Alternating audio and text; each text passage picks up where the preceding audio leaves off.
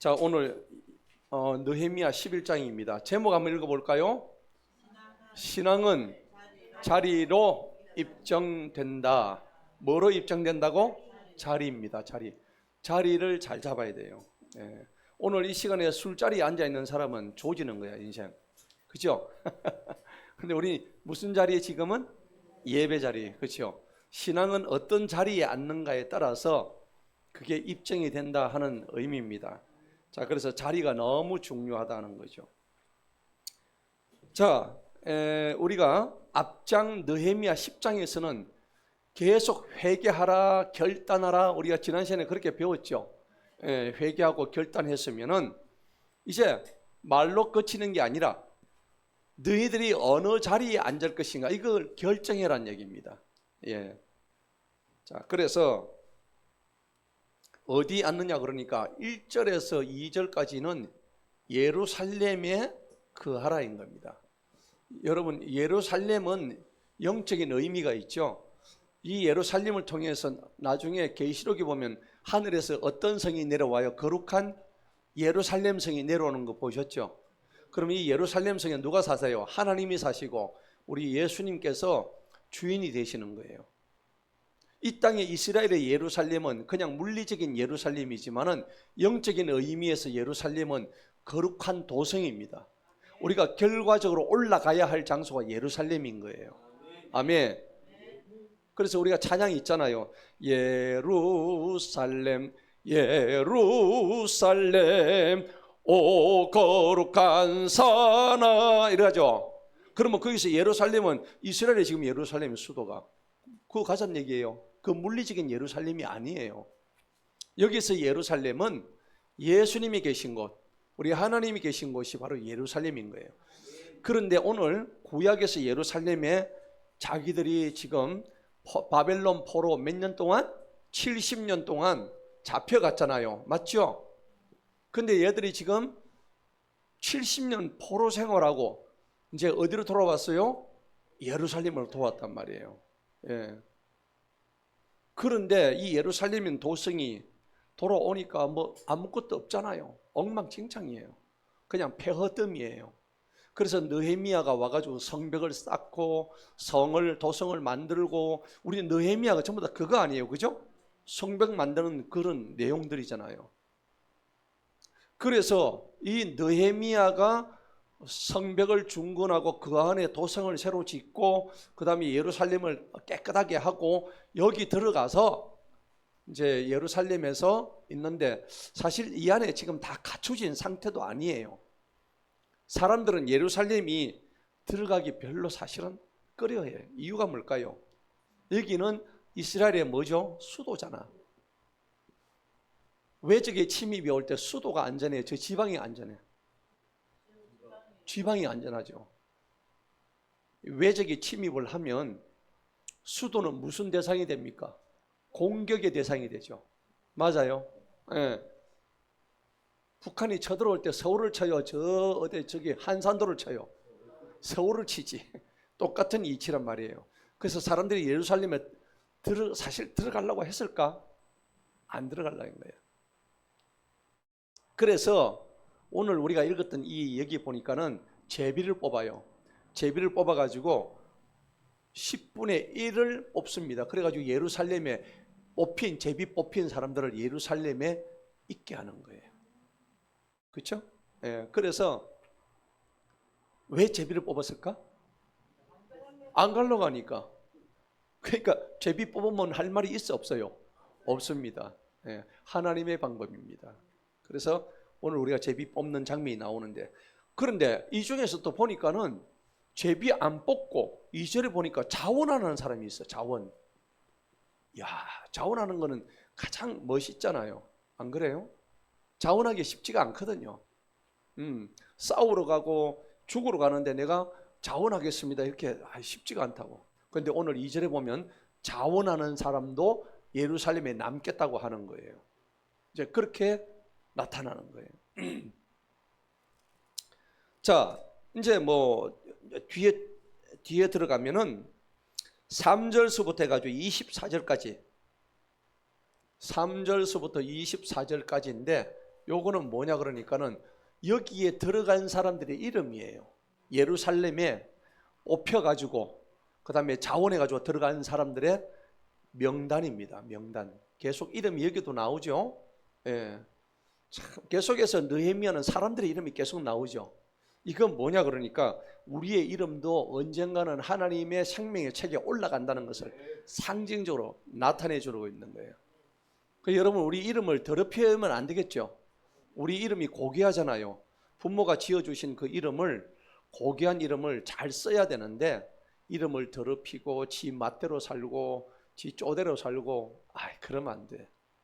그런데 오늘 여기 있는 사람들은 예루살렘에 자기가 자원해서 들어가 가지고 그 명단을 성경에는 딱 적어놨단 말이에요. 그러니까 우리가 자원하는 사람들은 하나님이 기뻐하시는 거예요. 뭐든지. 예. 그리고 이제 뒤에 들어가면은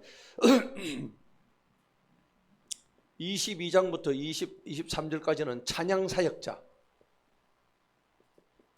찬양 사역자들의 어떤 그 이름을 갖다가 쭉 조직을 하는 거예요. 22절부터 23절까지 찬양 사역자를 조직하는 거죠. 자, 그리고 나머지 이제 25절부터 36절까지는 요거는 지금 어느 도시에 지금 집중된 거죠? 예루살렘에 들어간 사람들이네요. 그러면 예루살렘에는 전체 인구의 몇 분의 몇이 들어갔죠? 10분의 1만 들어간 거면 10분의 9는 어디 들어갔을까요? 나머지 지방에 가는 거예요. 지방에 나머지 10분의 9가 배치가 되는 거예요. 예. 수도에 뭐 몰리면 안 되겠죠. 지방에도 살아야 돼요. 지방에서 살아가지고 그 지방에서 밭갈이도 하고 곡식도 기르고 양도 길러서 거기서 다 공급해가지고 예루살렘으로 가져오잖아요. 수도가 중요하긴 한데 수도만 있으면 안 돼. 지방에도 사람들이 살아가지고 전체 나라가 살 수 있는 기능을 만드는 것이 중요하다는 겁니다. 자, 이게 영적인 의미가 있죠. 우리 몸도 그래요. 우리 몸의 제일 수도가 어디예요? 우리 몸을 딱 보면 수도가 어디입니까? 머리통입니다. 이게 수도죠. 맞죠? 발은 그러면 여기에 뭐가 들어가요? 지방이에요. 맞죠? 맞습니까? 이게 수도면은 발가락, 손가락 뭐 이거 전부 다 지방이야. 그럼 수도만 있으면 됩니까? 안 되잖아요. 근데 이 수도는 있는데 손가락 하나 없어. 돼요, 안 돼요? 안 되겠지만 살 수는 있죠. 맞죠? 근데 이거 다 멀쩡한데 수도가 없어. 그럼 어째 돼요? 그럼 골로 가는 거죠. 그만큼 수도가 중요한 거야. 그래서 이제 이게 성경적인 영적인 의미가 있어요.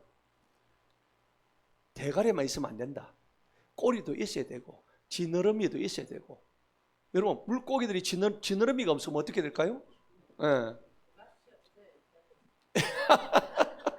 맛이 없을까? 맛이 없는 게 아니라 지느러미가 없으면 방향타를, 지느러미의 역할이 뭐예요?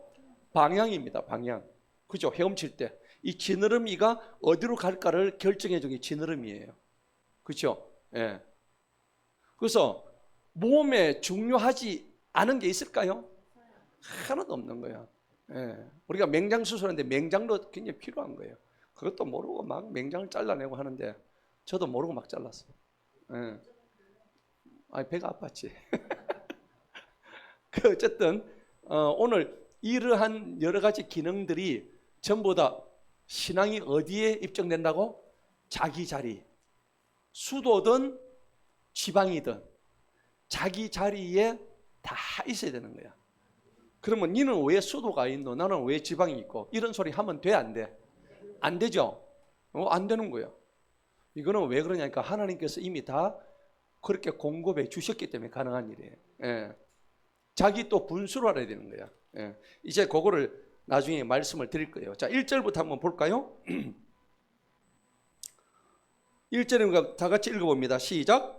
백성의 지리자들은 예루살렘에 거하였고 백성의 남은 자들은 뭘 뽑아요? 제비를 뽑아 10분의 1은 데려와 거룩한 성읍인 예루살렘에 거하게 하고 9부분은 다른 성읍에 거하게 하였으며. 아멘. 백성의 지리자들은 예루살렘에 거합니다. 왜 그럴까요? 지리하는 사람이기 때문에 전부 다 머리잖아요. 이 사람들은 수도에 남아서 전국을 관리해야 되기 때문에 예루살렘에 당연히 들어가야 되는 거예요. 맞죠? 그리고 백성의 무슨 자요? 남은 자, 남은 자. 성경은 이 남은 자라 그래요. 남은 자. 예. 남은 자 사상이 뭐예요? 남은 자가 결국은 이 마지막 때에 하나님의 때가 오면은 우린 전부 다 남은 자예요. 남은 자. 그래서 이거를 우리가 영어에서 뭐라고 그러냐니까 렘넌트라고 그래요. 들어보셨어요? 렘넌트라고 그래요. 그래서 이 렘넌트가 너무나 중요한 거예요. 이 렘넌트는 뭐냐? 내가 남았다는 겁니다. 자, 이 남은 자들은 결과적으로 어떤 자들이냐니까 하나님의 언약대로 사는 사람들이에요. 예. 하나님의 뭐대로? 언약. 하나님의 언약이 너무나 중요하다는 거예요. 이 언약대로 산 사람만 남은 자가 되는 거예요. 아멘? 하나님의 언약대로 살아야 되는 거예요. 이 언약을 가지고 우리가 살아갈 때 하나님은 결국 남게 해주신다는 겁니다. 자, 그래서 이사야 6장 13절에 보면 남은 자들은 거룩하게 된다 그런 말이 있어요. 이사야 6장 13절을 찾아봅시다. 뭐라고 했는지.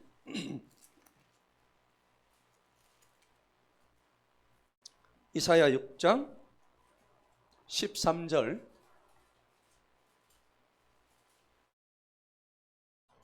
한번 읽어보겠습니다. 시작. 그러나 그 안에 아직도 뭐가 남았다고? 10분의 1이 남았죠. 오늘 지금 느헤미야 11장에서 예루살렘에 남은 자들이 몇 분의 몇? 10분의 1인 거예요. 근데 이사야 오늘 6장 13절에 정확하게 몇 분의 몇이 나와요? 10분의 1이 나온다는 겁니다. 여러분 초태생 10분의 1은 누구한테 바쳐라? 하나님께 바쳐라. 그러한 거룩한 의미가 있다는 것을 알 수가 있는 거예요. 그래서 그것이 돌아와서 먹힐 것이니 보리수 나무와 상수리 나무가 자기 잎을 떨어뜨려도 그 본체는 어디에 남아있어요? 그 안에 남아있는 거야.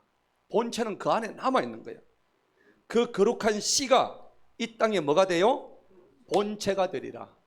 이 개역개정성에 거루트기가 되리라 되어 있단 말이야. 거루트기. 여러분 이게 나무를 밑동을 잘라도 그 나무가 죽어요 안 죽어요? 안 죽어요. 뭐 때문에 안 죽어요? 밑에 뿌리가 남아있기 때문인 거예요. 그래서 하나님은 이 10분의 9를 없애버려도 하나님의 언약을 지킨 남은 자들이 10분의 1은 남아있다는 겁니다. 그래서 이게 남은 자의 사상이에요. 예. 성경은 거기에 대해서 계속적으로 얘기를 하고 있습니다. 그래서 오늘 이사야 6장 13절이 바로 그 말씀인 거예요. 자, 본문 돌아갑시다. 2절에 보니까는 읽어봅니다. 시작. 자원하여 어디에 가요? 예루살렘에 가려고 하는 모든 사람을 위하여 백성이 축복하니라. 자, 자원입니다. 자원. 발론티어 알죠? 예, 자원봉사자. 자원봉사자 돈 받아요 안 받아요? 자원봉사자 해보신 분? 해보셨어요? 안 해보신 분도 있네. 자원 좀 하세요. 자원. 예. 자원봉사 해야 돼. 자, 성경은 뭐라고 얘기하니까 자원에서 오늘 예루살렘에 거하려고 하는 자들. 아까 제가 얘기했죠. 예루살렘에 거하는 게 지금 좋은 상황이야 안 좋은 상황이야? 안 좋은 상황이야. 여기는 좀 공격받기 쉬운 수도란 말이야. 그렇기 때문에 다들 예루살렘을 피해서 어디에 간다고? 지방으로 다 가려고 하는 이런 상황이란 말이야. 그런데도 느헤미야가 지금 이걸 뭐라고 그래요? 니네들이 다 원치 않기 때문에 뭘 뽑아요? 제비를 뽑는 거야. 그 제비 잘못 뽑히면 누구처럼 돼요? 요나처럼 되지요. 맞아요. 요나처럼 제비 뽑히지 마세요. 예. 그런데 오늘 여기서 제비 뽑혀가지고 10분의 1이 들어갔는데 이 나머지 10분의 9는 전부 다 지방으로 배치가 되고 이 10분의 1 가지고 하는데도 그래도 자원하는 사람이 있더라 하는 겁니다. 너무나 중요한 거예요. 하나님 일은 어떤 마음으로 해야 돼요? 자원하는 마음입니다. 역대상 29장 11절 찾아봅시다. 뭐라 했는지. 역대상 29장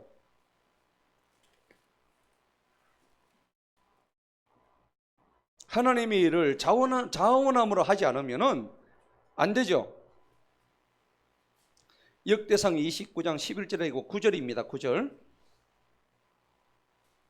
다 같이 한번 읽어봅니다. 시작. 그때 백성이 즐거워하였으니 이는 그 일을 위하여 그들이 뭐하며 자원하여 드렸으며 그들이 완전한 마음으로 주님께 기꺼이 드렸기 때문이라. 다윗 왕도 큰 기쁨으로 즐거워하니라. 아멘. 다윗이 지금 성전을 건축하기 위해서 백성들한테 이제 이 성전 짓는다고 얘기하면서 예물을 가져오라고 그러는데 백성들이 지금 억지로 가져와요? 기뻐서 가져와요? 억지로 가져와요? 아니죠. 이렇게 보니까 기쁜 마음으로. 9절을 보세요. 9절 보니까는 그때 백성이 뭐 했다고? 즐거워했습니다. 성전에 예물을 가져오니까 이 사람들은 지금 즐거워서 가져온 거야. 억지로 한 게 아니란 말이에요. 그리고 그 일을 위해서 그들이 자원해서 들었고 기꺼이 드렸단 말이에요. 이게 헌금의 원리란 말이에요. 예. 고린도서 9장 7절이 또 뭐라 되어 있는가 한번 봅시다. 헌금의 원리입니다. 고린도서 9장 7절 한번 볼까요? 우리가 뭐 엊그제도 계속 봤지만은 우리가 헌금할 때 이런 식으로 해야 돼요. 예. 고린도서 9장 7절 다 같이 읽어봅니다. 시작. 각 사람은 자기 마음에 미리 정한 대로 할 것이요 마지못해 하거나 억지로 하지 말라. 이는 하나님께서는 뭐로 드려요? 기쁨으로 드리는 자를 사랑하시기 때문이라. 아멘. 그러니까 여러분들 헌금을 할 때에 어떤 마음으로 해야 돼요? 기쁜 마음으로 해야 됩니다. 그러니까 6절과 같은 일이 일어나죠. 6절을 읽어보세요. 시작.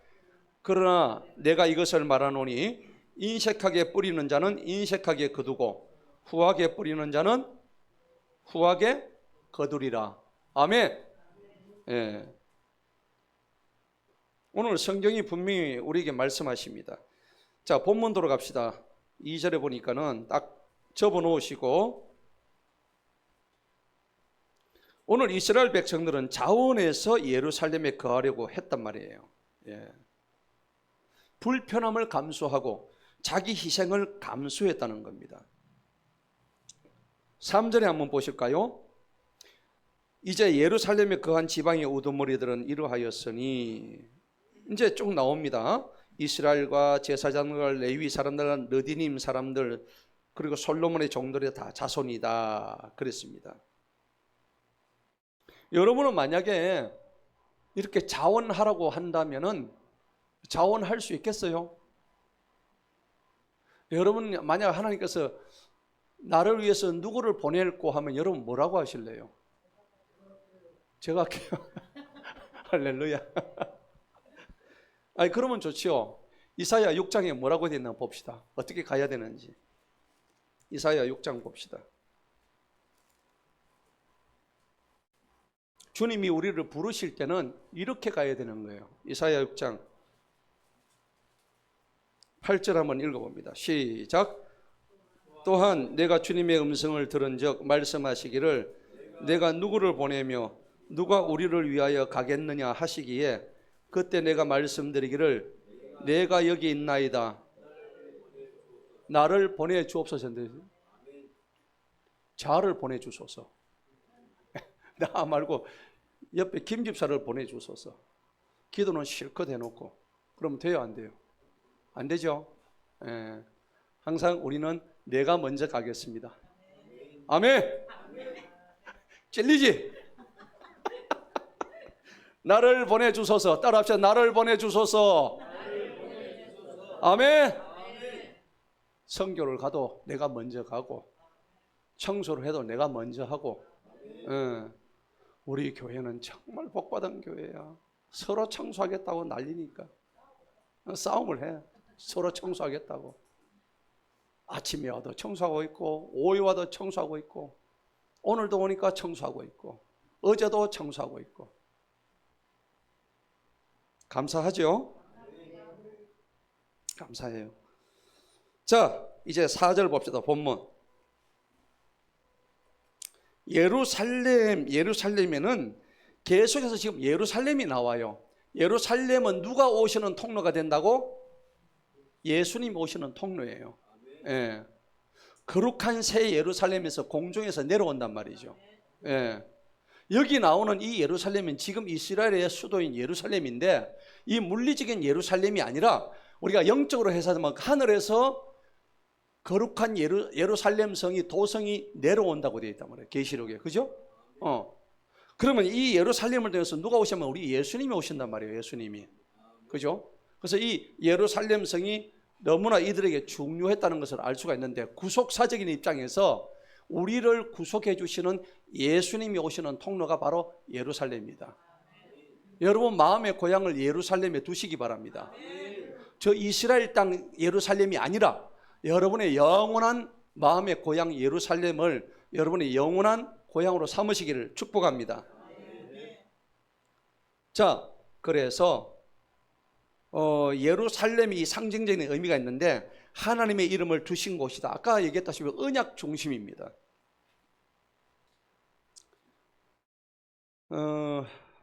예수님이 왜 이렇게 자기 이름을 두신 곳을 예루살렘이라고 하셨는지 우리가 성경적으로 보면은 요한복음 한번 봅시다. 요한복음 1장.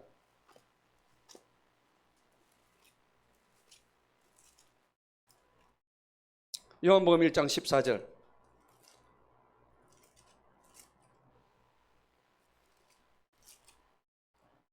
한번 읽어봅니다. 시작.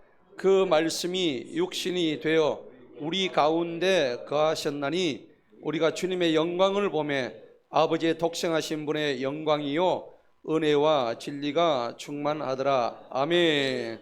할렐루야. 말씀이 육신이 됐다는 것은 하나님이 당신의 아들 예수 그리스도를 이 땅에 보내주셔서 육신을 입고 우리 가운데 거하셨다는 겁니다. 거한다는 겁니다. 거한다는 의미는 장막을 쳤다는 얘기입니다. 헬라어의 뜻으로요. 이거는 뭐냐면 그게 성전의 개념이에요. 성전. 예. 성전의 개념입니다. 하나님의 거하심이 그대로 잘 드러나 있는 거예요. 요한복음 2장 한번 봅시다. 요한복음 2장. 성전에 관한 문제가 나오는데 유대인들은요, 그 예루살렘 성전이 헐어버리고 예수님이 오셔가지고 며칠 만에 짓겠다고? 3일 만에 내가 그것을 다시 세우겠다 그래요. 3일 만에 헐어버린다 했죠. 그죠? 그리고 내가 다시 이렇게 세운다고 했다고. 19절 한번 읽어볼까요? 요한복음 2장 19절 다 같이 읽습니다. 시작. 예수님께서 그들에게 대답하여 말씀하시기를 이 성전을 헐라 내가 사흘 만에 그것을 일으켜 세우리라 하시니, 여기서 사흘이라는 것은 예수님이 십자가에 못 박히시고 그리고 사흘 뒤에 뭐 하셨어요? 부활하심을 상징하는 말씀이거든요. 그죠? 맞죠? 예. 그래서 이 말씀을 두고 유대인들이 뭐라고 했냐니까는 웃기고 있네. 우리가 지금 이 성전 짓는데 몇 년 걸렸다고? 46년 걸렸는데 네가 어떻게 와가지고 사흘 만에 이걸 한단 말이야. 말도 안 되는 소리 하지 말고 예수님을 비난했죠. 거기 20절을 한번 읽어봅시다. 다 같이 시작. 그때 유대인들이 말하기를 이 성전을 짓는데 46년이 걸렸거늘 당신이 이것을 3일 만에 세우겠단 말이냐 하나. 21절 주님께서는 성전 대신 자신의 뭐요? 몸을 가리켜서 말씀하신 거다. 아멘. 그래서 신약에서는 교회가 예수님의 뭐라고 표현됩니까? 예수님의 몸이 바로 신약에서는 바로 교회라고 표현되고 있다. 비유가 되고 있단 말이에요. 그래서 죽은 뒤에 사흘 만에 부활하신다는 것을 오늘 상징적으로 말씀하고 있죠. 자, 그러니까 우리는 우리 몸이 거룩한 뭐라고요? 성전이에요. 성전. 아멘. 이 몸이 성전이라고, 거룩한 성전이라고. 이것을 계속 지어져 나가야 되는 거예요. 에베소서 2장을 한번 봅시다. 뭐라고 했는지.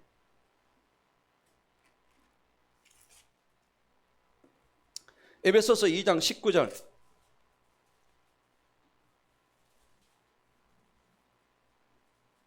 21절, 21절.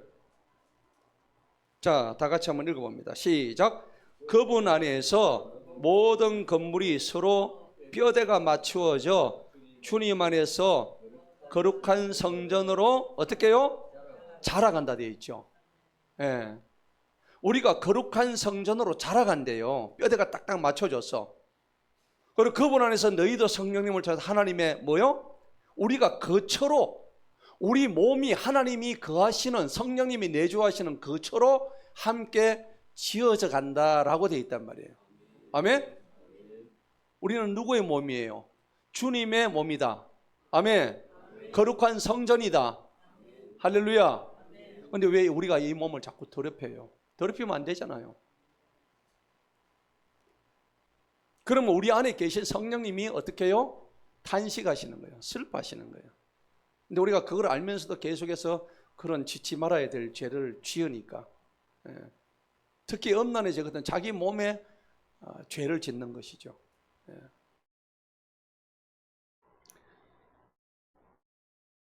그러면서 이 예루살렘, 오늘 지금 이 예루살렘에 모여 있는 이거를 갖다가 성경의 히브리서 12장 가면은 이 예루살렘은 하늘의 예루살렘으로 비유를 합니다. 예, 히브리서 12장 한번 찾아봅시다. 히브리서 12장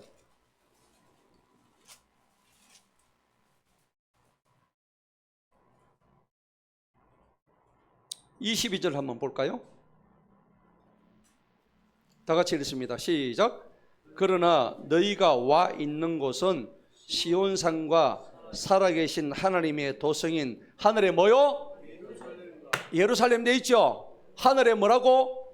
하늘의 예루살렘인 거야. 지금 땅에 있는 이스라엘, 저 멀리 있는 비행기 타고 가는 저 이스라엘의 예루살렘이 아니라 우리의 예루살렘은 어디 있다고?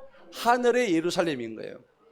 하늘의 예루살렘과 셀 수 없는 천사들의 무리와, 예, 이게 지금 우리 앞에 와 있다는 겁니다. 그래서 오늘 이 느헤미야에 나와 있는 예루살렘의 영적 의미는 우리가 어떻게 받아들일까? 히브리서 12장 22절처럼 하늘의 예루살렘으로 우리는 받아들이는 거예요. 예. 하늘에서 거룩한 도성 예루살렘 성이 내려온단 말이에요. 예. 그것을 알아야 되는 거예요. 자, 그러면서 쭉 이제 4절부터 해가지고 3, 4절부터 해가지고 유다 베냐민 파, 그 다음에 제4장 10절에서부터 보세요. 7절은 베냐민입니다. 이 사람들은 주로 뭐 했냐? 그냥 도시 행정 뭐 이런 거주 기반을 했고요. 그 다음에 10절을 보세요. 10절 본문 10절. 제사장들은 주로 한 일이 뭘까요? 예배죠. 아멘? 예배, 교육, 그 다음에 성전 관리가 제사장들이 했던 일들입니다. 그 다음에 쭉 내려가니까 15절에 보니까 무슨 사람? 레위 사람들이죠. 레위 사람들은 하나님 성전의 거룩한 예배를 관리하는 자들이었어요. 그래서 레위 사람들의 우두머리 이름이 16절에 누굽니까? 16절에 누구예요? 삽브대죠. 삽브대와 요사밭이 레위인들의 우두머리 됩니다. 그래서 이 사람들은 하나님 전에 바깥 일을 감독하게 되었죠. 예. 그 다음에 17절을 보니까는 또 독특한 직책이 있죠. 기도 드릴 때에 뭘 드리는 수장이 있다고?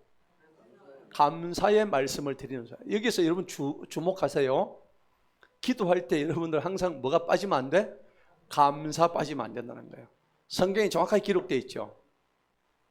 우리가 기도할 때 보면은 항상 우리가 먼저 하나님의 영광을 찬양하고, 그 다음에 자신을 돌아보는 회개 기도하고, 그 다음에 내가 필요한 것을 간구하지요. 간구하면서 그리고 항상 하나님께 감사해야 됩니다. 제가 오늘 아침에도 눈을 딱 떴는데 너무 감사하더라고요. 바깥에 영하 5도인 거야. 예. 여러분, 우리 마태복음에도 보면은 마지막 때에 보면은 너희가 도망하는데 추울 때 도망 다니지 않도록 하라고 기도하라 해놔. 보셨죠? 예. 오늘도 잠시 오후에 예배 드리러 갔는데 그 집이 얼마나 추운지 한 2시간 동안 예배를 드리는데 발이 막 얼어붙는 거예요. 그래요. 그래서 제가 이 생각을 했죠. 참 이렇게 집에 들어오니까 집이 뜨끈뜨끈하게 너무 좋더라고. 너무 감사한 거예요. 한 번은 제가 아침에 일어나가지고 주님, 집이 안 무너져서 감사합니다. 왜 그러면 우리 집이 50년이 돼가지고 버글버글 하거든요. 지진 나와가지고 한번 흔들었고 우리 집 같은 경우는 그냥 바로 그냥 폭삭 주저앉아 버려요. 우리 집이 안 주저앉았다는 것은 50년 정도 큰 지진이 없었다는 얘기예요. 그잖아요. 일본 가보세요. 제가 일본에 선교 갔는데 대나무밭이 흔들릴 정도로 그래 하더라고요. 너무 일본은 지진이 많아요. 제가 간데 여러 번 지진이 났었어요. 그러니까 여진도 있고. 근데 그런 지진이 우리 만약에 부산에 왔다 그러면 부산은 이 버글버글한데요. 금방 무너져 버려요. 그래서 여러분 하루 3끼 밥 먹을 수 있는 감사하세요. 눈 뜨면 감사하시기 바랍니다. 오늘 분명히 기도하는데 감사의 말씀을 전하는 올려드리는 수장이 있다 그랬어. 이런 대목 보면 여러분 우리 감사해야 돼요, 안 해야 돼요? 감사해야 됩니다. 아멘. 자, 데살로니가전서 5장을 한번 봅시다. 데살로니가전서 5장.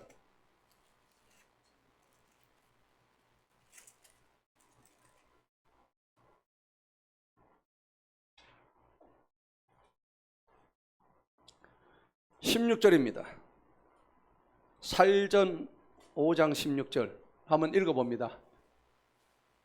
시작. 항상 기뻐하라. 쉬지 말고 기도하라. 모든 일에 감사하라. 아멘.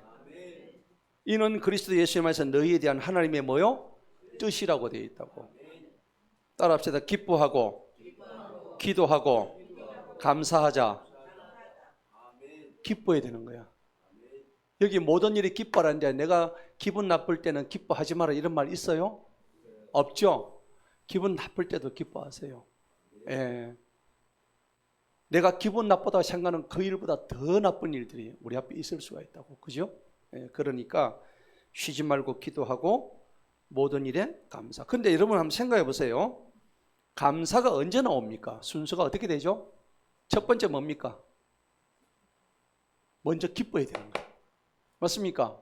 두 번째 뭐 해야 돼요? 기도해야 됩니다. 그럴 때 세 번째 뭐가 나와요? 감사가 나옵니다. 여러분 입에서 감사가 안 나오는 사람은 기쁨이 없는 사람이야. 그 다음 뭘 안 해요? 기도 안 하는 사람이야.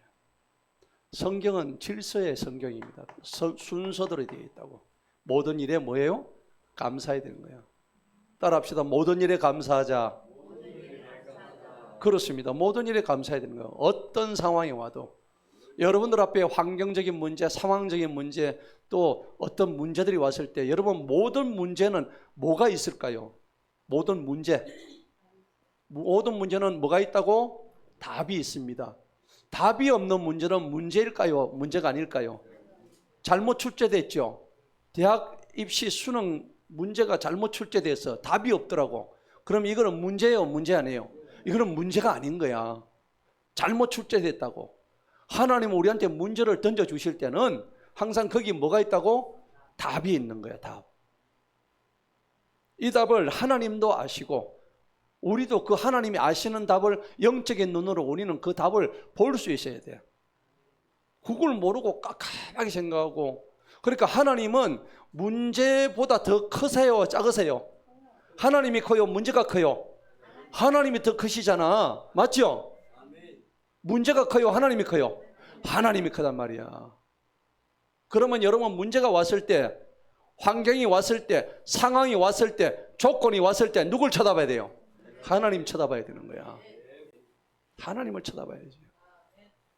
따라합시다. 하나님은 문제보다 크시다.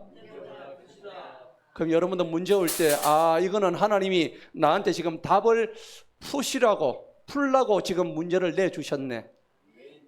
그렇게 생각할 수 있어요, 없어요? 할 수 있죠? 네. 그러니까 앞으로 문제가 오면은, 야, 이 정도야 내가 뭐 얼마든지 풀 수 있다.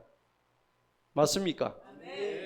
그러니까 우리는 신앙이란 거는 뭐냐 그러니까 문제가 올 때 문제 넘어 누가 계셔요? 하나님이 계시는 거죠. 그러니까 문제 넘어 계신 하나님을 바라보는 게 뭡니까? 그게 신앙이에요. 할렐루야. 그런 소유자가 되기를 축복합니다. 자, 본문 봅시다. 19절을 보니까는 성문들을 지키는 사람이 있어요. 느디님 성전 봉사단인데, 자, 지금 여기서 우리가 알아야 될 게 있습니다. 이렇게 예루살렘에 거하는 사람이 또 있었는가 하면은 예루살렘 안에서도 각자의 자리가 있었죠. 오늘 설교의 제목이 뭐예요? 신앙은 자리로 입증된다. 아멘? 신앙은 자기 자리를 지키는 거예요. 그런데 이거를 갖다가 나는 왜 이 자리를 줬지?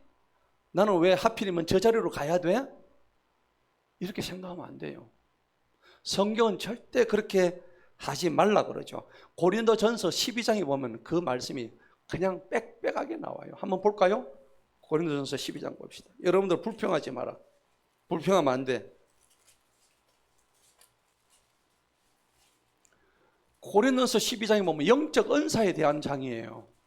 13장은 사랑장이고 고린도전서 12장은 영적 은사를 쫙 얘기하는데, 여러분 4절을 볼까요? 1절에 먼저 한번 봅시다. 읽어봅니다. 시작. 형제들아, 이제 영적 은사들에 관해 나는 너희가 모르기를 원하지 아니하노라. 성경의 표현이 정말 멋있죠. 그냥 너가 좀 알아라 이렇게 안 하고 모르기를 원하지 아니하노라.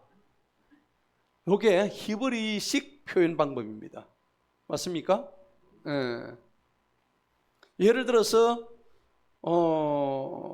리브가한테 가가지고 이삭을 갖다가 이삭이요 아내를 맞이하기 위해서 엘리에셀을 보내죠. 맞습니까? 종을 보냈는데 엘리에셀이 리브가 보고 얘기를 합니다. 나에게 물을 한 잔 마시게 하라. 지가 마시면 되잖아. 맞죠? 성경은 꼭 이런 식으로 얘기를 한다고. 이게 무슨 표현? 히브리식 표현입니다. 여러분들도 이 히브리식 표현을 잘 배우세요. 배워가지고 담임 목사님이 이진아에서 집사님 나로 하여금 물 한 잔 마시게 하세요. 그렇게 얘기하는 거고, 집사님 빨리 물 가져오세요 하는 거. 어느 쪽에나 하도 막 그런 말 들어가지고 히브리식 표현은 생각도 안 하지. 자, 히브리식 표현이 이렇게 미묘하면서도 굉장히 정중하면서도 굉장히 아주 존중하는 표현입니다. 그런데 오늘 1절에 보니까는 너희가 모르기를 원하지 아니하노라. 사실은 두 번 부정이죠. 이건 매우 강력한 긍정을 얘기하는 거예요. 뭘 그러면은 알아라는 얘기인지 한번 볼까요? 4절을 보세요. 4절을 보니까 이제 은사들은 뭐하다고? 다양하죠. 은사들이 다양하대요. 그런데 성령님은 뭐하다고? 동일하대요. 그 다음에 직임들은 뭐예요?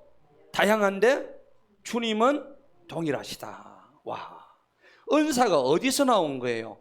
하나님으로부터 나온 거예요. 자, 6절 보세요. 역사들은 뭐요? 다양하지만은 모든 것 안에서 모든 것을 역사하시는 하나님은 동일하다. 자, 세 가지가 나옵니다. 4절에는 누가 동일하세요?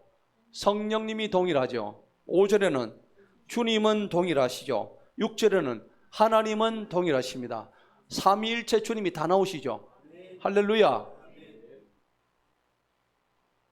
그런데 성령님이 나타나는 이유가 7절에 나와 있죠. 한번 읽어봅니다. 시작. 그러나 성령님의 나타나심은 그것으로 뭘 얻게 한다고? 유익을 얻게 하시려고 각 사람에게 주셨다 하는 겁니다. 각 사람에게 주신 거예요. 한 사람한테 준 게 아닙니다. 자, 그러면 봅시다. 어떤 게 있을까요? 8절에 보니까 어떤 사람에게는 성령님에 의해서 지혜의 말씀을, 어떤 사람에게는 동일하신 성령님에 의하여 무슨 말씀? 지식의 말씀을, 9절에는 믿음을, 병 고치는 은사를, 10절에는 기적들을 행함, 예언함, 영들을 분별함, 다른 언어들을 말함. 이거는 방언이죠. 그 다음에 말하는 것뿐만 아니라 다른 언어를 뭐 한다고? 통역함. 이걸 다 주신다는 말이에요. 그럼 이 중에서 하나님께서 은사를 주실 때 각자에게 똑같이 줘요? 다르게 줘요? 다르게 주는 거예요. 여러분, 담임 목사는 어떤 은사를 받은 것 같아요? 한번 골라봐, 빨리. 여기 빨리 골라봐. 응? 아직도 분별이 안 되시는가 봐요. 아직도 분별이 안 돼? 그렇지. 응. 그렇지. 지혜의 말씀, 지식의 말씀, 맞죠? 그런데 담임 목사가 병 고치는 은사, 그 다음에 기적들을 행함, 예언도 하고, 막 영들을 분별하고, 다른 언어를 말하고, 통변을 하고, 다 주면 좋겠지. 그런데 여러분, 하나님은 공평하세요. 어떤 분한테는 통변의 은사를 주세요. 제가 중국 선교를 갔는데 나를 처음 보는 어떤 집사님이 나보고 이걸 해보래, 방언을 해보래. 그래가지고 방언을 오르르 했더만은 내가 평소에 하는 그 기도 내용을 그대로 줄줄이 얘기하는 거예요. 깜짝 놀랐다니까, 처음 보는데. 그건 뭐예요? 통변 은사를 받은 거죠. 그럼 여러분들 보세요. 여러분들 지금 은사가 다양하게 있어. 그런데 13장 가면 최고의 은사는 뭐라 그래요? 13장 가면은 최고의 은사는 사랑장이야. 사랑의 은사야. 아멘. 그런데 왜 은사를 갖다가 이렇게 다 다르게 주셨을까? 그 사람의 성장에 맞게 주시는 하나님의 뜻이 있는 거야. 여러분, 막 지가 잘난 사람한테 지식의 은사 주시겠어요? 안 주십니다. 지가 뭐 잘났다고 그런 사람한테 지식의 은사를 막 줘보세요. 이거 잘못 사용하면 큰일 납니다. 신천지의 저 이만희처럼 되는 거야. 맞죠? 예. 그 다음 병 고치는 은사를 줬는데 평소에 뭐 지가 병 좀 고친다고 막 뻐기는 사람 잘못 주면 어떻게 돼요? 그 사람 망하는 길이야. 그죠? 예. 실제로 망한 사람 많아요. 그죠? 그런데 하나님은 각자에게 골고루 맞는 은사를 주신다는 거예요. 한꺼번에 다 안 주셔요. 자, 그런데 어떻게 주시는지 11절에 정확하게 나와 있죠. 한번 읽어봅니다. 시작. 그러나 이 모든 일들은 동일하신 한 성령님께서 역사하셔서 누구의 뜻대로? 누구의 뜻대로? 그분의 뜻으로 하는 거지 내 뜻대로 하는 게 아니란 말이에요. 은사는 누구의 뜻대로? 그분의 뜻대로. 각 사람에게 어떻게 나눠줘요? 개별적으로 나눠준다. 이제 아셨죠? 아, 목사님 왜 저 사람은 은사를 많이 준대 나는 왜 안 줍니까? 그럼 바보 같은 얘기 하지 마요. 에? 바보 같은 소리지. 오늘 누구의 뜻대로? 하나님의 뜻대로 개별적으로 각자 그 사람의 성정에 맞게 주시는 거야. 근데 목사님 왜 나는 은사가 하나도 없는 것 같아? 하나도 없는 그게 은사야. 아멘. 하나도 없는 그게 은사라고. 근데 그 중에 최고의 은사는 사랑이야. 많이 사랑하세요. 한번 서로 옆 사람에게 인사합니다. 사랑합시다. 사랑합시다. 그렇습니다. 사랑하시면 돼요. 사랑하면 끝나는 거예요. 왜냐하면 몸이 하나이기 때문에 지체는 여러 개잖아요. 그게 12절에 나와 있다고. 한번 읽어볼까요? 시작. 이는 몸은 하나인데 많은 지체들이 있고 그 한 몸에 모든 지체들이 많아도 결국 몇 몸? 결국 한 몸이야. 한 몸인 것 같이 그리스도께서도 역시 그러하시니라. 여기 지금 사람의 몸을 우리가 비유를 했는데 사람의 몸은 뭘 얘기합니까? 사람의 몸을 여기서는 바로 교회로 비유하는 겁니다. 아멘? 교회는 우리의 몸과 같은 거야. 그죠? 눈이 너 입 보고 네 평소 하는 일이 뭐 있노? 너는 헛된 소리를 하고 그러는데 입이 뭐 말만 합니까? 밥도 먹어야 되죠. 입에서 음식이 들어야 네 눈가리도 보고 그런 거 아닙니까? 맞지요? 관리는 하는 게 뭐 있노? 손이 맨날 그러는 거야. 발에 니 냄새도 나고 니 더러워 죽겠다 이런데, 아니 손이 아무리 잘하면 뭐해? 발이 가야 지가 밥을 먹지. 맞지요? 그러니까 소중하지 않은 게 없단 말이에요. 교회 내에 이거 전부 다 지체를 의미하는 거예요. 지체. 사람의 몸도 똑같은 거예요. 여러분 각자 한 사람이 얼마나 소중하고 개별적으로 나눠주신 은사가 얼마나 소중한지 오늘 우리 말씀을 통해서 우리 깨달을 수 있다는 거예요. 할렐루야. 자, 그래서 18절에 봅시다. 18절에 보니까는 뭐라고 했습니까? 시작. 그러나 이제 하나님께서 친히 기뻐하시는 대로 지체들을 각각 몸 안에 두셨느니라. 그런데 여러분들 약하게 쓰인다고 생각하는 그게 너무나 더 중요하대요. 여러분 보실까요? 22절 한번 봅시다. 자, 22절 한번 읽어봅니다. 시작. 오히려 몸에 더 약하게 보이는 지체들이 더욱더 요긴하고, 맞습니까? 더욱더 요긴하대요. 굉장히 중요한 얘기입니다. 예. 우리는 이거 별거 아니다 생각하는데 그게 더 요긴하대요. 여러분들 우리가 반지를 어디 낍니까? 반지 어디 껴요? 반지 어디 낍니까? 지금 제가 어디 꼈어요? 이게 무슨 지? 엄지잖아, 엄지. 이거는 검지, 이거는 중지, 네 번째는 약지, 이거는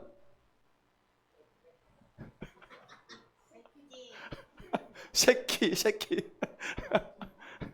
자, 이거는 갑자기 생각 안 나네. 여러분, 우리가 이 손가락이 있는데 제일 많이 쓰는 손가락이 뭘 것 같아요? 네? 자, 엄지하고 검지가 딱 짚지요. 이렇게 집게처럼 된단 말이야. 제일 많이 안 쓰이는 손가락이 약지라 그래요. 많이 안 쓰이는 게. 이게 조사를 해봤대. 그러면 이 제일 약하잖아. 제일 안 쓰이는 여기다가 뭘 끼워요? 반지를 끼웁니다. 아셨죠? 반지를 왜 끼울까요? 약지에 왜 끼우면 약지가 이 조사를 해보니까 약지가 제일 이 손가락 5개 중에서 그렇게 많이 안 쓰인대요. 중지가 없으면 굉장히 또 힘들죠. 검지가 없으면 물건 짚기도 힘들어요. 이 새끼 손가락 없으면 어떻게 되면 불편하죠. 코 파는 데도 불편하고 귀 파는 데도 불편하고 코딱지 파는 데도 불편하고. 안 그래요? 이 약지를 어떻게 파? 새끼 손가락 파야지. 맞죠? 그러니까 별로 쓸모없는 이 약지에 귀한 하나님이 반지를 끼워주시는 거예요. 오늘 이 말씀이에요. 예, 그러니까 생각해 보세요. 우리가 별로 크게 쓸모없다 생각하는 하나님이 더 크게 쓰신다는, 그게 오늘 고린도서 12장 18절의 말씀인 거예요. 여러분, 내가 별로 쓸모없다 그렇게 생각하지 마세요. 여러분 가장 존귀한 자입니다. 하나님의 가장 존귀한 자로 여러분을 만드셨어요. 예. 자, 본문 돌아갑시다.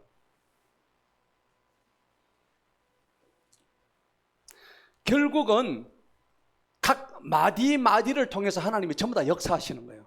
한 군데만 더 찾자. 에베소서 4장 찾아볼까요? 에베소서 4장.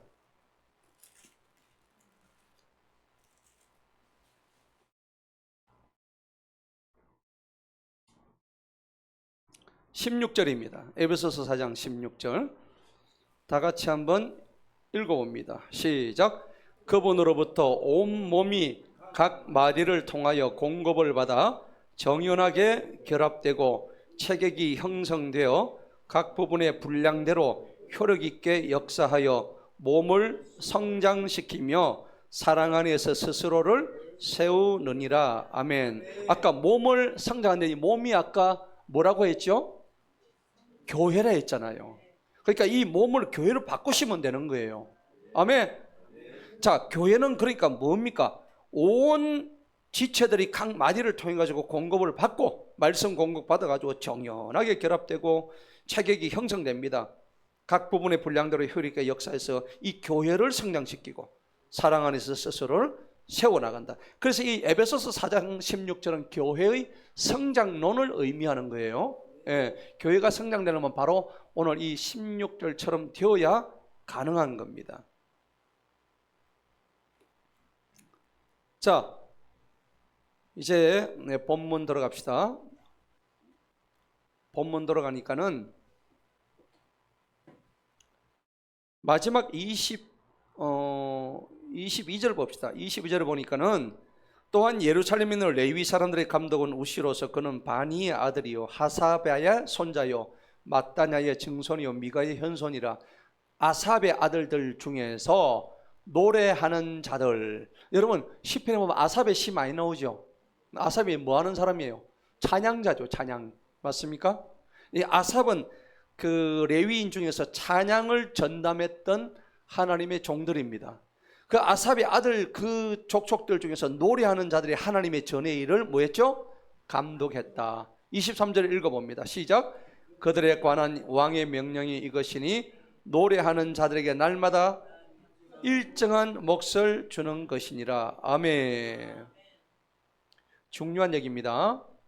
자, 노래하는 자들에게 항상 하나님은 이 예배의 중요성을 알기 때문에 일정한 몫을 줬다는 겁니다. 그래서 여러분들 지금 성가대 찬양대 하는 사람들 자부심을 가지고 하나님 일을 더 열심히 하시기 바랍니다. 예. 자, 그래서 골로새서 3장 16절에 시와 찬미와 신령한 노래를 불러라 그랬습니다. 자, 쭉 내려와서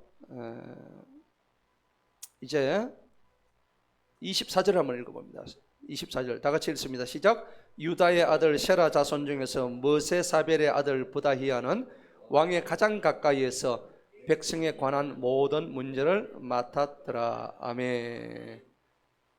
자, 여기 보니까는 이제 여기는 이제 지금 계속해서 25절부터 해가지고 이제 마을들로 넘어갑니다. 아까 수도인 예루살렘이 아니고 25절부터는 아까 어디라 그랬죠? 지방이라 했죠? 지방이 이제 쭉 분포되어 있습니다. 25절 한번 읽어봅니다. 시작. 마을들과 그들의 들에 관하여 말하자면 유다 자손 중 일부는 기럇 아바와 그 마을들과 디본과 그 마을들과 여갑스엘과 그 마을들 해가지고 계속해서 27절 28절 마을들 이름이 나오죠. 요거는 수도가 아니라 지방에 있는 마을들을 의미하는 거예요. 여러분 나라가 발전되려 그러면 이게 중간에 수도가 있다고. 수도를 둘러싸고 이 외곽 쪽에 전부 다 뭐가 있다고? 지방이 있는 거예요. 지방. 수도만 발전되고 지방이 발전 안 되면 어떻게 돼요? 균형 발전이 안 되겠죠. 그럼 나라가 힘들어요. 그런데 오늘 여기 보니까는 느헤미야 시대에는 수도만 한 것이 아니라 지방도 골고루 다 각자의 역할을 잘 맡아서 수행했다는 것을 말해주고 있는 거예요. 오늘 아침에 이 도시계획이 잘 됐다는 거죠. 도시계획이. 그래서 이것을 느헤미야가 아주 잘 처리해 줬다 하는 겁니다. 그래서 중심과 주변이 균형 있게. 자, 이 말씀은 뭘까요? 중심이 먼저 살아야 지방도 사는 겁니다. 그럼 여러분 생각해 보세요. 이것은 영적인 의미가 있어요. 우리가 영적인 수도가 어디입니까? 우리 영적인 수도는 우리 교회로 한번 따져봅시다.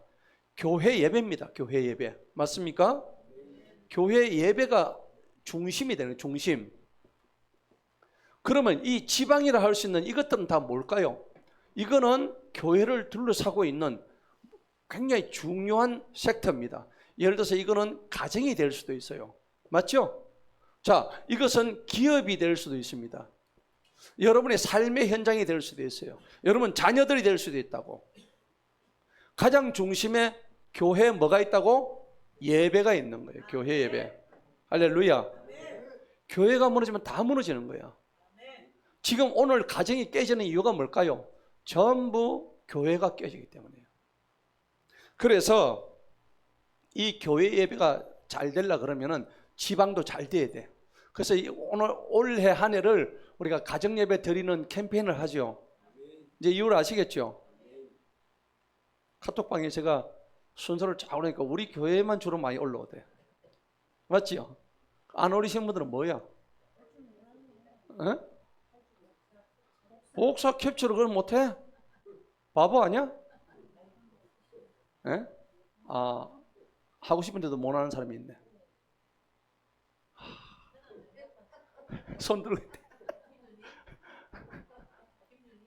진수미 이완해. 했어? 못했어? 나갔지? 나갔어 그래. 예.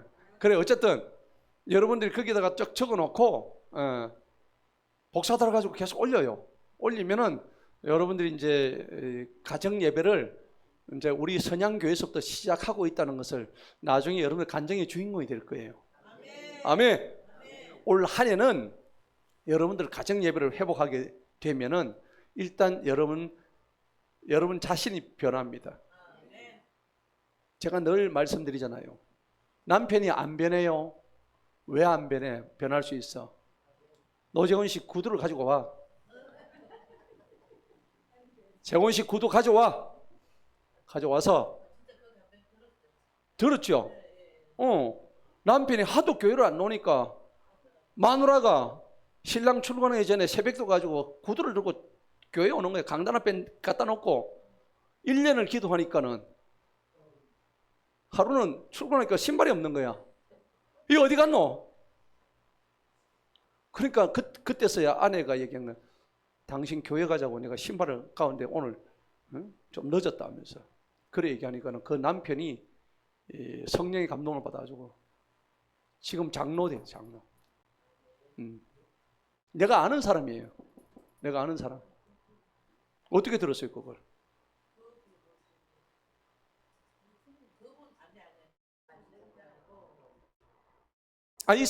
있었는데 그분의 간증을 듣고 그 사람이 따라한 거예요. 그 사람 따라한 거예요. 그래요. 그래서 여러분 이 가정을 세운다는 것은 여러분들 자녀가 이제 변하는 거예요. 나는 내가 할 수 있는 것은 없어. 나는 못해요. 여러분 그 남편이 구두 갖다 놓는다고 어떻게 그 전혀 못 가게 말렸던 남편이 어떻게 그 마음이 변화될 수 있겠어요? 그건 하나님이 하신 거예요. 아멘? 그러니까 여러분들 지금 올 한 해를 가정 예배를 충실하게 드리면은 여러분 자녀들 교회 안 나오면은 다 나오게 돼 있어요. 때가 되면 하나님이 다 일하신다고. 그걸 분명히 기억하시고 하나님이 일하심을 기대하시기 바랍니다. 그래 다니엘기 들었죠. 자, 그래서 우리가 본당에서 드리는 이 주일 예배뿐만 아니라 가정 예배, 그 다음에 기업에서 드리는 기업 예배 이거 다 드려야 되는 거예요. 내가 오늘 그 갔던 기업은요, 가서 기업 예배를 드렸는데 2시간 동안 드렸어요. 2시간을 드렸는데 우리 열조들의 1호 기업이야. 1호 기업인데 작년에 1,500만 원을 가지고 열조들이 헌금을 했어요. 헌금을 했는데 자기가 작년에 한 헌금이 5,800만 원을 헌금을 했대요. 그중에 이제 1,500을 우리 열조들이 한 거예요. 그래서 내가 참 감사하다. 근데 매출은 적자래요. 매출은 적자인데 통장에는 흑자래. 그냥 뭔 말인가 싶어가지고 희한한 일이 벌어지는 거야. 그래서 그 집사님이 일하고 있는 방식을 딱 보니까 무조건 하나님한테 하나님 매달려가지고 그래서 오늘 거기 가지고 2시간 동안 예배 드렸어요. 은혜의 시간이었습니다. 그래서 우리 열두들 선교회 제1호 기업 해가지고 킹덤 비즈니스 네트워크 해가지고 오늘 KBN 오늘 선포식을 하고 온 거예요. 그래서 저는 우리 선양에도 그러니까 제가 12개 기업을 지금 이렇게 명명을 하려고 그래요. 그래서 나중에 이제 우리 열두들에서 현판식을 해가지고 여기는 열두들 선교회 제1호 하나님께 드려진 기업이다. 현판을 준비해가지고 아멘. 그런 마음으로 여러분들이 하게 되면은 하나님이 일을 분명히 하게 하시는 거예요. 자, 부흥이란 것은 감정으로 되는 게 아니에요. 신앙이란 것은 내 마음에다가 공동체의 책임 있는 그런 운영, 그리고 그런 자로서 유지가 되는 겁니다. 그러니까 신앙을 감정으로 하시면 안 돼요. 그럼 바로 무너집니다. 지속성이 너무 중요하고 예측 가능성, 이게 굉장히 중요한 겁니다. 자, 오늘 말씀의 결론을 맺겠습니다. 자, 오늘 느헤미야 11장의 영적 교훈이 여러 가지가 나오는데 저는 몇 가지로 한번 정리해 봤습니다. 오늘 이것을 느헤미야 11장의 영적 교훈으로 삼으시기 바랍니다.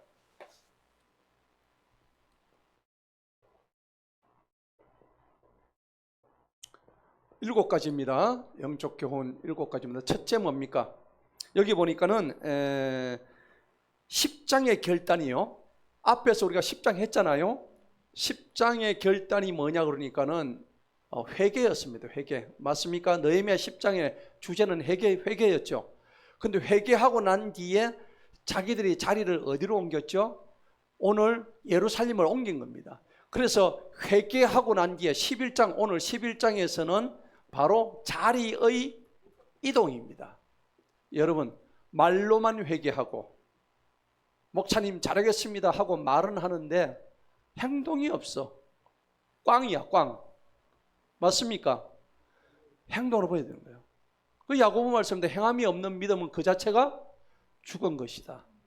그런데 오늘 여기 보니까는 느헤미야는 10장에서 회개를 이스라엘 백성들이 하고 난 뒤에 불같이 합니다. 하는데 11장 딱 들어오니까는 자리를 전부 다 어디로 한다고? 예루살렘으로. 맞죠? 그 다음에 나머지 10분의 9는 또 어디로? 지방으로. 자기 자리를 다 찾아가지고 여기서 하나님의 공동체를 이루어 나가는 거예요. 자, 두 번째는 뭡니까? 두 번째는 하나님은 그냥 좋은 마음, 내가 이렇게 하겠습니다 하는 말보담도 좋은 말, 이게 아니고 실제로 이동하고 거주하는 것을 더 좋아하십니다. 행함입니다. 예. 행함이 뒤따라줘야 되는 겁니다. 신앙은 이거예요. 여러분, 우리 교회 내에서도 그렇잖아요. 말 앞세우는 사람 많죠? 예? 뭐 하겠습니다 해놓고 뒤에 보면 열매가 없어. 찔리는 사람도 있겠죠. 예. 아무튼 여러분, 실제 거주, 그러니까 하나님은 뭘 보시냐 그러니까는 예배의 마음입니다. 예배의 마음. 그 다음에 예배의 자리입니다. 목사님 이번 주에 교회 어깨 해놓고는 안 와. 뻥이야, 뻥. 그건 자기 자신을 속이는 것이고 하나님을 속이는 거예요. 사람들한테 실망 주는 일이에요. 여러분, 우리가 말은 좋게 하고 마음은 좋게 하는데 실제 이동해서 거주하는 예배 자리의 마음과 이게 없으면 꽝이란 겁니다. 오늘 느헤미야 11장은 바로 그런 교훈을 주고 있다는 겁니다. 자, 세 번째는 뭐라니까? 거룩한 중심을 지키는 자는 공동체의 기둥입니다.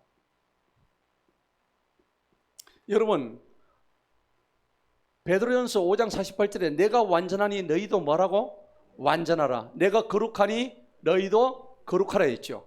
자, 거룩한 중심이 너무 중요한 거예요. 이 거룩한 중심이 공동체의 기둥이 되는 겁니다.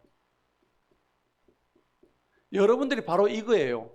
공동체의 기둥입니다. 우리 선양의 기둥입니다. 그런데 이 기둥이 되려고 하면 뭐가 있어야 된다고? 거룩. 찬송가 8장에도 거룩입니다. 홀리니스. 거룩하지 않으면 하나님은 우리를 돌아보지 않습니다. 자, 거룩을 정의로 뭐라고 했죠? 거룩의 정의. 구별된 자, 어디로부터? 세상으로부터 구별됨이 거룩이라 했죠? 맞습니까? 우리는 세상 속에 살지만은 세상과는 뭐 된 자? 구별된 자. 그렇죠? 그게 거룩이에요. 거룩이 뭐 거창한 거 아닙니다. 근데 이게 너무 어렵잖아요. 우리가 구별되지를 못하잖아요. 그런데 오늘 성경은 구별되어라 하는 겁니다. 자, 네 번째는 예배는, 여러분, 예배는 감동으로 시작이 됩니다. 근데 이 시작이 감동으로 끝나면 안 돼요. 리듬을 타야 돼요. 리듬. 그 다음에 시스템 안으로 들어와야 돼요. 이거로 유지를 해야 됩니다. 여러분, 신앙은 리듬 타야 되는 거예요. 한번 감정이 막 올라왔다가 하나님 좋습니다 막 했다가 집에 들어가면 또 꽝이야. 아니에요. 이거는 파도 타기처럼 계속적으로 리듬이 와야 되는 거예요. 그러려고 그러면 항상 이 거룩이 유지가 되어야 했는데 피상적으로 하나님을 바라보고 있으면 이게 유지가 안 되죠. 여러분들은 주일 예배뿐만 아니고 수요 예배, 금요 예배 가지고 하나님 말씀 듣기 위해서 이 자리에 나온다는 것 자체가 감사한 거예요. 아멘. 감사한 거죠. 자, 그 다음에 다섯 번째입니다. 다섯 번째는 보이지 않는 직무. 아까 느디딤 사람처럼 성전 봉사인데 그 사람들은 눈에 보이지도 않았어요. 그렇죠? 성경 말씀에 오른손이 하는 것을 왼손이 모르게 하라 그랬습니다. 그래서 우리가 교회에서 봉사하는데 누가 보지 않나 안 봐주나 이렇게 생각하는데 잘못된 겁니다. 그런데 보이지 않는 곳에서 열심히 하면 누가 갚아주셔요? 하나님이 갚아주십니다. 자, 이것을 우리가 잘 봐야 되는 거예요. 보이지 않는 직무가 공동체를 지킨다. 보이지 않는다고 여러분들 신경 쓰지 마세요. 이 보이지 않는 직무가 우리 선양 공동체를 지키는 거예요. 할렐루야. 그래서 저는 여러분들 아주 자랑스럽게 생각합니다. 뭐 담임 목사 보이려고 하는 게 아니고 제가 불쑥 들어오면 뭐 청소하고 있어. 예. 열심히 닦고 있어. 야, 진짜 참 감사하죠. 누가 보든 안 봐든. 예. 자, 그리고 여섯 번째입니다. 중심과 주변의 균형이 딱 되는 겁니다. 여섯 번째는 여러분도 마찬가지입니다. 중심하고 주변이 균형을 이루십시오. 균형. 맞습니까? 예, 중심만 하는 사람은 머리가 큰 사람이 아니에요. 안 돼요. 그죠? 머리가만 잔뜩 커져가지고 손발이 따라오지 않는 사람. 근데 머리가 없고 손발만 막 큰 사람이 이것도 안 돼. 그러니까 중심과 주변이 딱 균형을 이루어가는 것이 하나님 보시기에 가장 잘하는 거예요. 자, 마지막 일곱 번째입니다. 일곱 번째는 뭘까요? 하나님은요, 이름뿐만이 아니라 자리를 기록하십니다. 오늘 여기 보니까는 각자의 자기 자리를 다 지켰어요. 레위인들은 자기 자리고 제사장도 자기 이름 지키고, 그죠? 그래서 자, 이름보다 자기 자리,